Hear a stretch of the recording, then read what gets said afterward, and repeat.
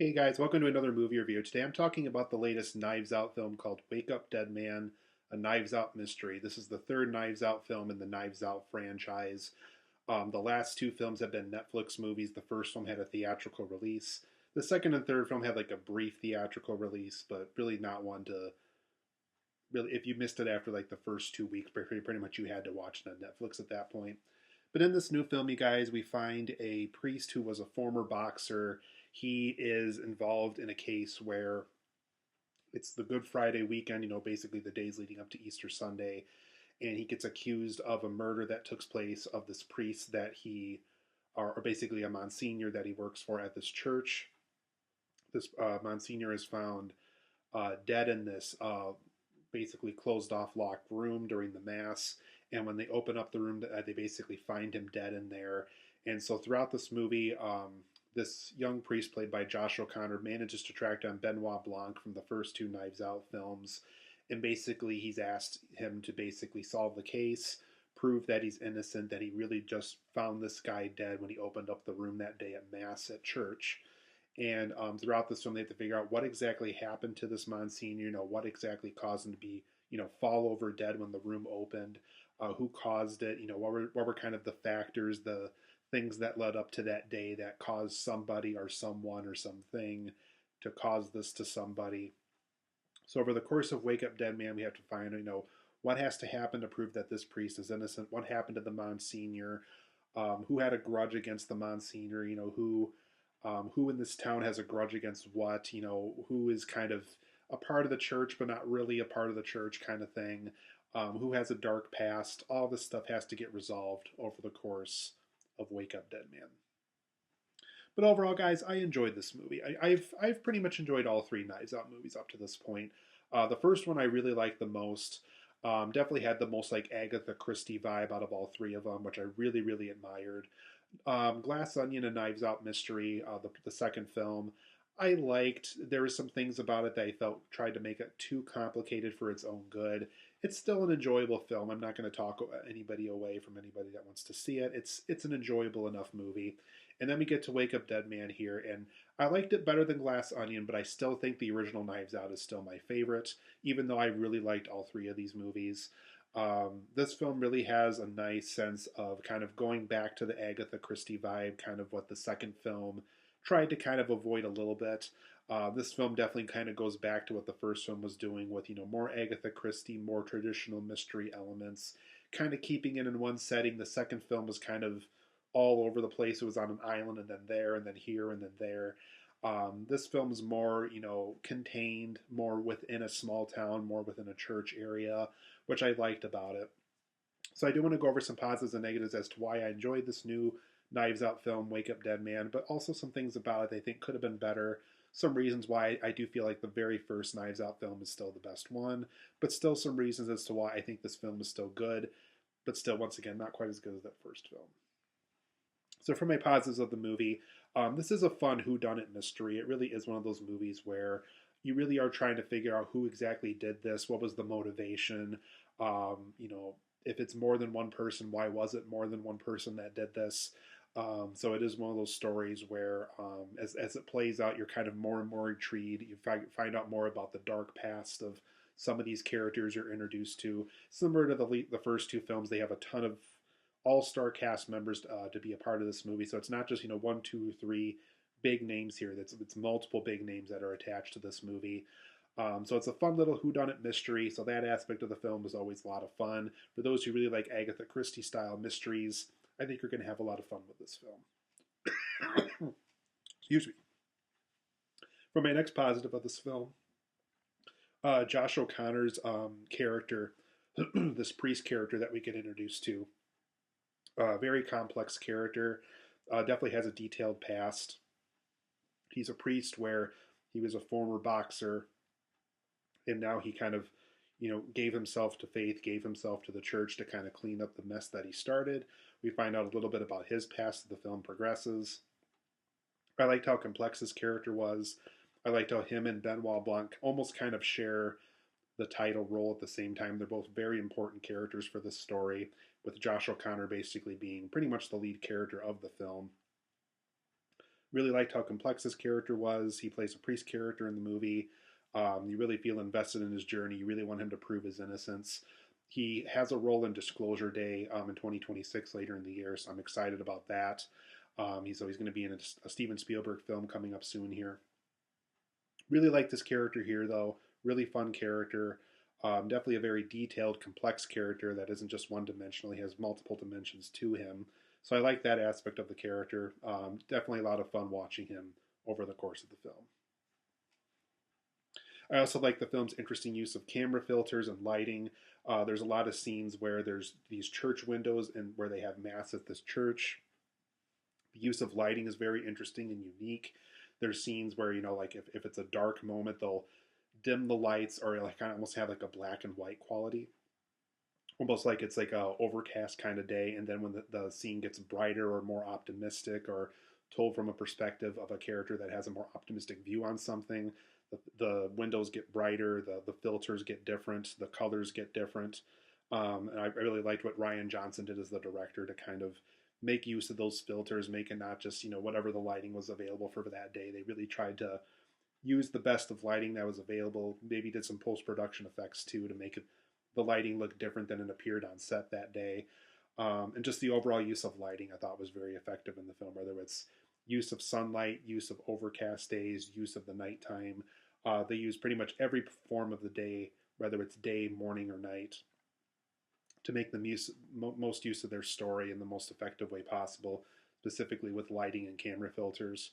So I thought that was one aspect of the filmmaking that Rian Johnson brought to the film that was very effective overall. There's also some rich history, some of the characters. We really find out a lot about this Josh Brolin Monsignor that really kind of has a dark past, really doesn't always have the most orthodox way of running the church. Not always the nicest person to be around. A lot of people seem to not like him.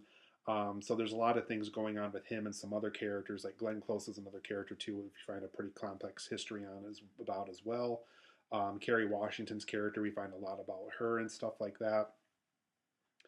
Very rich history to the characters. So I like that it wasn't just one-dimensional characters there to be victims for for the whodunit mystery. There really is more to it than casting a bunch of famous people and then putting it in the film. There really is some rich history here as far as what these characters did, what their history was, what they did before the film started, where they're at when the film is progressing, and all that stuff I thought was very effective. And overall, too, I do like seeing the Daniel Craig, Benoit Blanc character show up in these films. He's such a fun character. I know he's not playing James Bond anymore, but I'm totally okay with him playing Benoit Blanc as many more times as he wants to. I think that's what kind of brings me back to these Knives Out stories is the fact that he plays Benoit Blanc and he plays it so well. And he very much is a Hercule Poirot kind of character that we would have saw in the Agatha Christie stories back in the day. Definitely a very unique character, has a very unique way of solving these mysteries. Just a fun character to watch. I love seeing Daniel Craig play him. He has such a unique take on the character and has such a unique way of bringing the character to life too.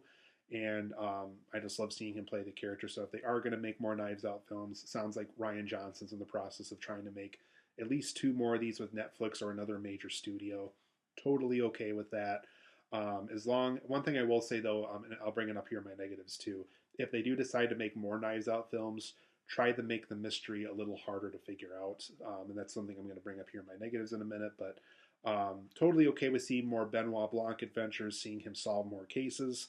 But like I said, I'm going to get into my negatives here where I'm probably going to bring this up again, where hopefully the mysteries are not so easy to figure out for next time. But for my negatives of this film, and kind of like what I was just talking about a second ago, this film is very easy to figure out. It's probably the easiest Knives Out film to figure out of all 3 of them. There was parts of Knives Out 2 that were kind of easy to figure out, the Glass Onion movie. First one wasn't as easy to figure out, probably because it was the newest and most fresh. And yeah, they went with the Agatha Christie kind of stuff and tropes and stuff like that, but it was the hardest to figure out of all 3 of them. This time around, it was very easy to pick it up. Pretty much within the first hour of the film, I knew, oh, well, that person's clearly guilty of something, and that person's kind of clearly guilty of something. So very easy to figure out. There's one character, like I said, in particular. You'll find out within the first hour easily of where they're probably going to go with that character. So I thought that aspect of the film was kind of disappointing. You go out to a Knives Out film to have a fun mystery, have something complicated to figure out. You know, Agatha Christie was good about introducing new reveals, introducing new kinds of reveals. You know, it can be a group of people, it can be two people, it could be a different animal. It doesn't even have to be a person for the murder. Just different ways to kind of introduce reveals to the audience. And this time around, because it is the third film out, because they've probably used up all their best ideas already, it is one of those things where it is a little easy to figure out this time around. So that was one disappointing aspect of the film, is I was kind of able to figure it out pretty quickly. And also too, this is a film, and I know it's in a religious environment, and I've grown up in Christian churches and came from a Christian family and stuff, but it really was a little hard to buy into some of these people being people of the church. There's a lot of things that Josh Brolin's priest character does that he would easily have been kicked out of the church if he was doing what he was doing, or or people would have gone on strike, or would have picketed the church, or would have boycotted the church or something. There's just a lot of things that he does in particular that I just could not see him getting away with for as long as he did. There's certain things that even Josh O'Connor's character does. It's like, ooh, he probably would have been kicked out a long time ago too. And even some stuff that Glenn Close's character does. Just like, I just don't think the church would be willing to hold on to her as long as they have.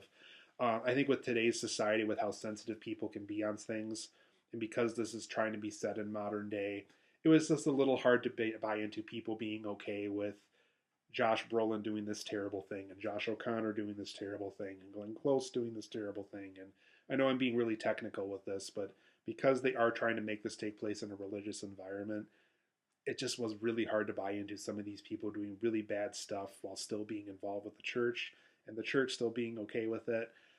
That aspect of the story, even from beginning to end, was very hard to buy into. And there's also some really slow moments here too. I could tell the film's getting slow when we get to a major plot point, and then it takes a really, really long time to get to the next plot point.